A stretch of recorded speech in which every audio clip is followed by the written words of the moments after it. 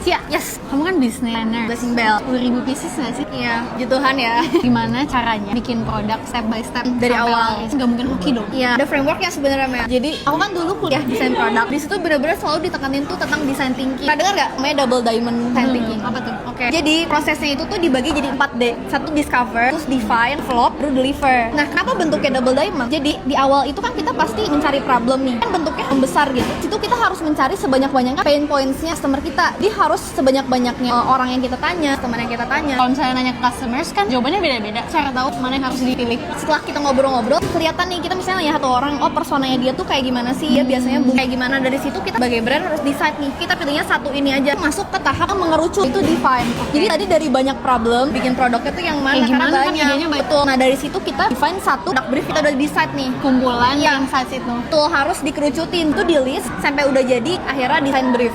Dari design brief baru kita bikin proses ke develop. Nah develop ini besar lagi. Kayak MVP-nya dong. Tuh, testing. Kita planner gitu, kita bikin beberapa jenis untuk cover atau enggak jenis isi untuk dites. Jadi dari tadi kita udah bikin sebanyak-banyaknya, harus mengerucut lagi. Satu doang mungkin di tahap deliver ini, makanya kalau kalian lihat di prosesnya itu tahap nge-listen. Kita harus receive feedback sebanyak-banyaknya. Aku biasanya internal testing, terus user testing juga. Setelah itu baru kita pilih nih yang menurut mereka paling nyaman gitu. Nah, baru dari situ di satu solution di akhir. Tapi kalau misalnya jadi solusi terus dijual, ada kemungkinan nggak sih produknya ternyata nggak laku? Bisa. Nah, itu makanya kalau dari sini solution balik lagi ke sini. Dari solution itu ada pain points apa lagi nih yang didapetin orang, terus cover lagi gitu-gitu. Kayak gitu terus. Nah, teman-teman tadi kan main ribet ya. Aku kuliah tuh 4 semester. Cuman kalau misalnya kalian pengen yang simple, bisa baca aja di sini karena semuanya sebenarnya ada di sini. Ini mudah dimengerti banget. Aku udah baca sampai habis. Ini buku tentang bisnis dan product development. Tapi kalau kita ngembangin bisnis atau kita ngembangin produk, frameworknya tuh banyak banget. Ada BML Loop, ada Double Diamond. Jadi dipakai yang cocok aja. Check out the gray area. Thank you.